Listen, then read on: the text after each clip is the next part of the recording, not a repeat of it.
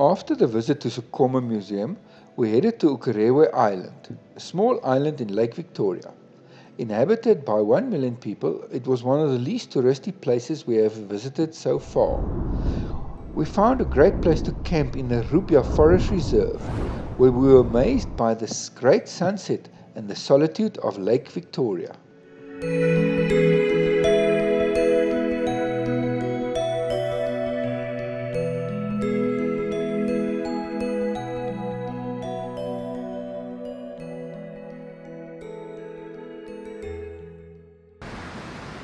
Good morning.